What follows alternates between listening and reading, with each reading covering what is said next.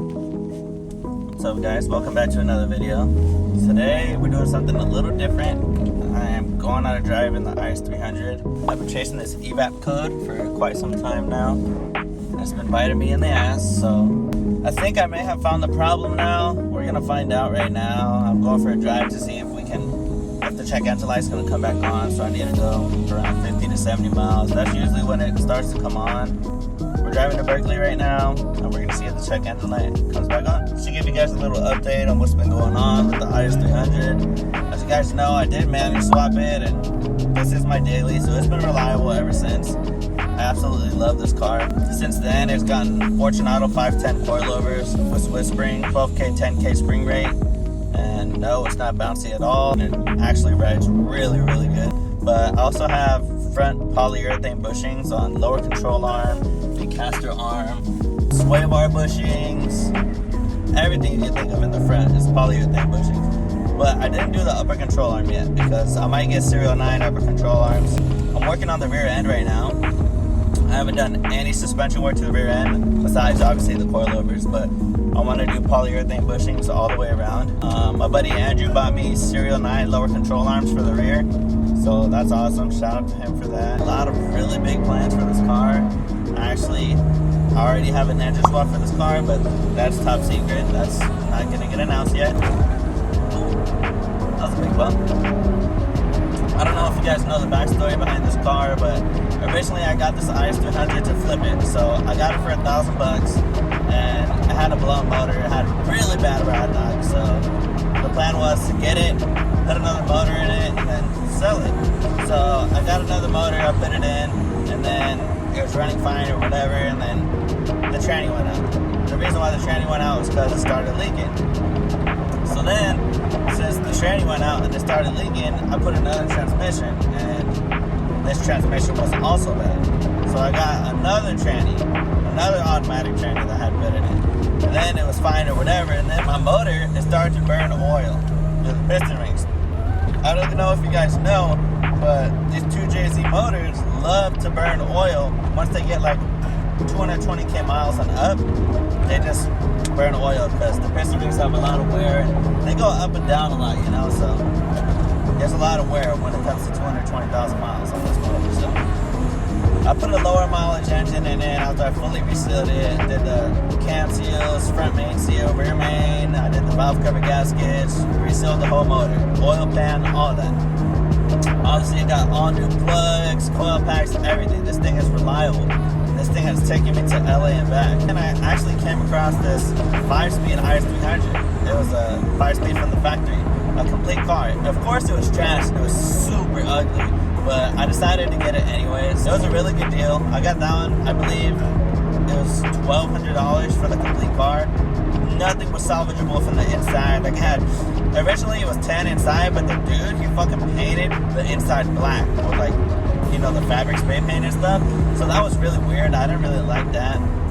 But I mean, the whole reason why I got the car was obviously for the engine and the transmission. And the car only had, I think, 170,000 miles. I took the engine and then I fully resealed that engine. I took the transmission, put it in this car, and then the engine that I resealed in this car that was in here previously, I gave it to my buddy who also has an IS300, but that's in the works right now, and that's also top secret, so he's going to be popping out with an IS300 very soon. Keep an eye out for that.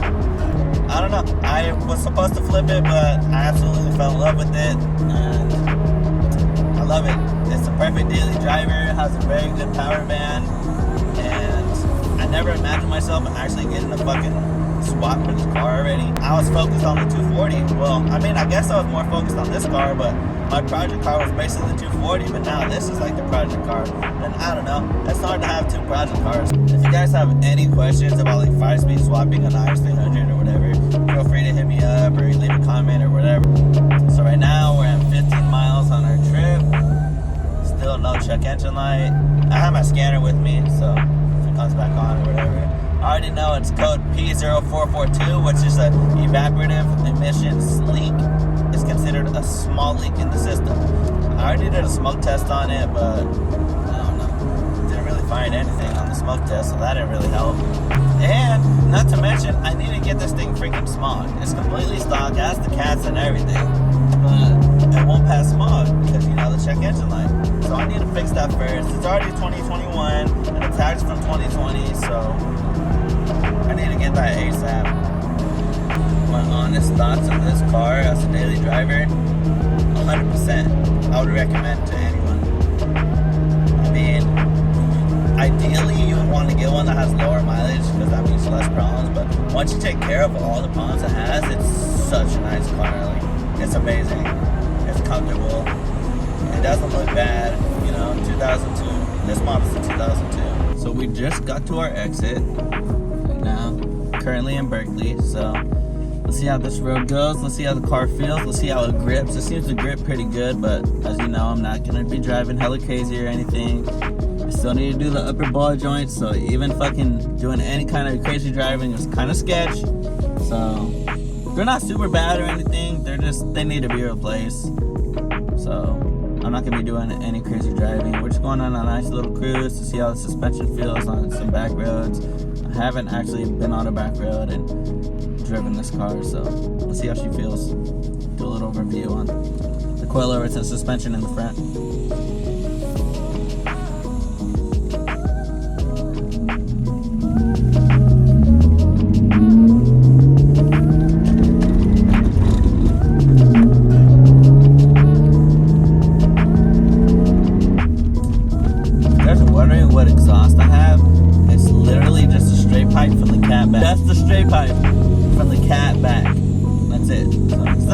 Pretty decent to me. Ooh, that was harsh. Ooh. Ooh. Ooh. Ooh. That's just plastic, but fuck. I think it's just us now, guys. On this road. We're not behind anyone.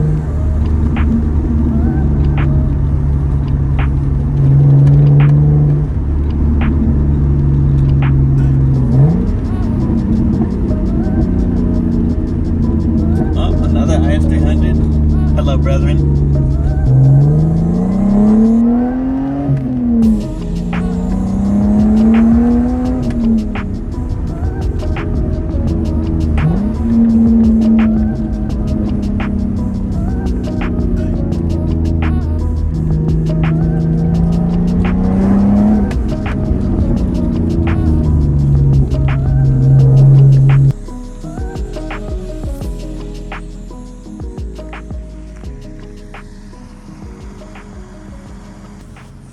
Car feels amazing.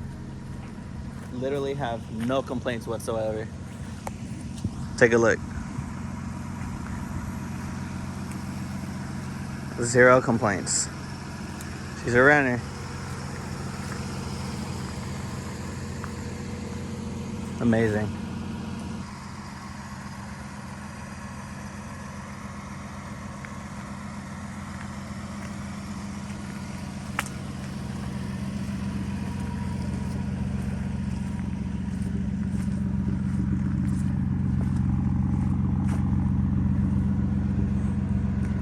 Guys, this is pretty fucked. So I came in right there, as you can see.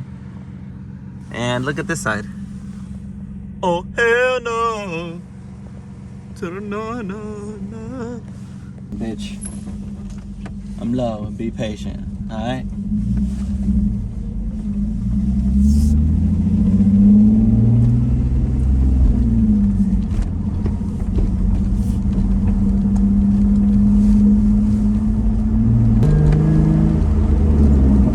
So currently we are leaving, what road is this? We're leaving, whatever the fuck, Wildcat Road, and we're heading on to Bear Creek Road. Look at this Saab. Look at this. Clean. Clean.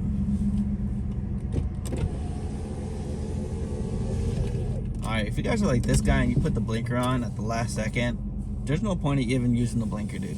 Come on, my guy. Come on. Are you serious right now? Blink at the last second. You should have been had your blinker on. So now, Bear Creek Road. You know, overall, I think this is a really well-built car. And I think Toyota, or as you guys know, Toyota makes Lexus. So I think Toyota is pretty crazy for putting an inline 6 3.0 liter 2JZ in this car. I think it's kind of crazy. Because it has a lot of power for what it is. And there's a lot of guys out there who are like, oh, if you think a 2J is fast, you've never driven a fast car. So, yes, I think this is a very powerful car. It has a wonderful power band. And if you think otherwise, then go suck a dick. Because people drift these cars all the time because of the engines they have, the reliability. It has everything to do with it. The way it's built, rear-wheel drive, has a 5-speed option. You know, like, literally, Toyota has made it so easy for enthusiasts to get out there, to go drift or go do whatever. Have a nice luxury car that's rear-wheel drive, 5-speed transmission, limited slip torsion differential, all these amazing things about this car. The list goes on and on and on. Hey man, the Lexus, to me, I think it's honestly probably the new drift car. I see a lot of people in the Lexus community or the IS300 community. It's getting so big right now. The Lexus is like the new 240. I swear to God. Everybody I know that has a Lexus is drifting it. Even if it's automatic, I think you should get one. Right now, I'm gonna give you guys some exhaust clips. You guys can hear the car.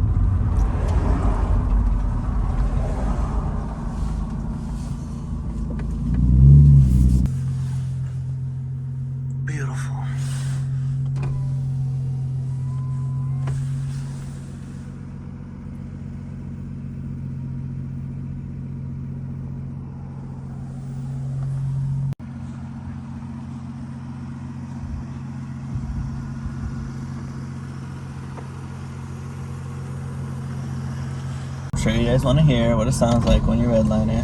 So, since everyone's asking, let me just, I'm gonna redline it for you, alright?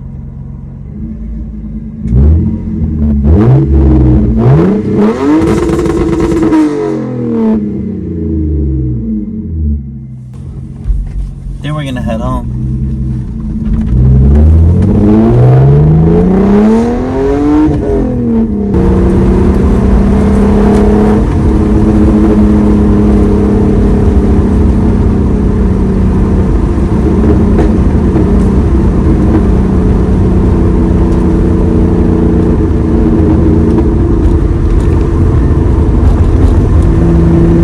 Let's see if the check engine light comes on. So, see you guys there. Alright, well guys, we're getting close to home now. So, about a 60-mile drive. We're at 63 miles right now. And as of right now, the check engine light has not came on. I need a knock on wood, but there's no wood in here. One time it came on around 50 miles. Another time it came on around 70. Right now we're at 64 and there's still no check engine light. So, I don't know. I don't want to get my hopes up too good because... But knowing this shit, it came on me so many times, it's just so annoying. So, I don't know if you guys can see me, but we continued our drive and we finally hit 75 miles. And as of right now, the check engine light has not come on, but let's not, you know, speak too soon. Let's knock on wood. But I'm praying that the problem is finally fixed. Alright guys, we finally made it home from our drive today. Hit 76 miles and still no check engine light, so that's good. Still got a lot of driving to do, so I don't want to get my hopes up now, but I need to get the smog done, so I hope it's gone forever, or at least for now, so I can get the smog done. Anyways, I hope you guys liked the video. Comment, like, subscribe. Tell me what you guys want to see about the car and ideas for future videos. So